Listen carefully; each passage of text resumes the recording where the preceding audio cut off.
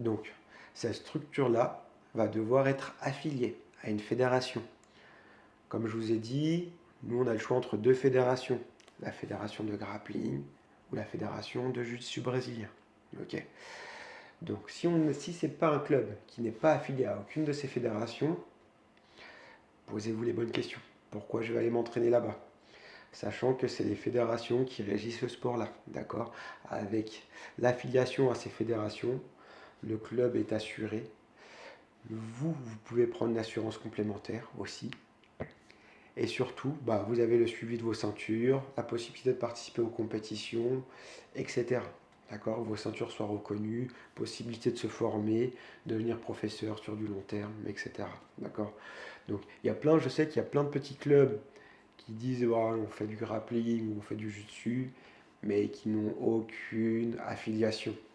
Et ça, méfiez-vous, parce que vous allez vous réveiller dans 5 ans. Dans 5 ans, vous serez peut-être bleu ou violette, mais vos ceintures ne seront pas reconnues. Donc méfiez-vous de ces clubs-là. Ok?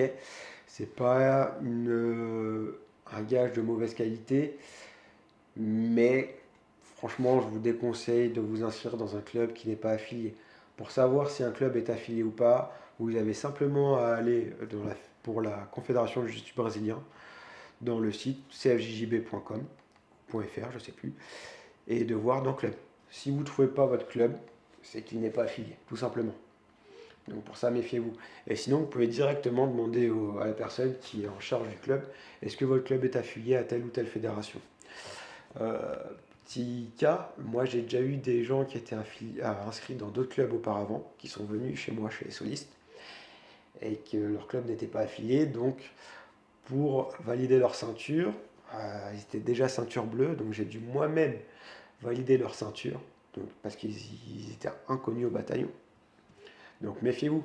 Par exemple, vous avez 3 ans dans un club et vous êtes non reconnu. Je vous passe ceinture bleue, mais à minima, il faudra attendre 2 ans avant de vous passer la violette. Donc c'est de la perte de temps. Pour ça, renseignez-vous bien avant.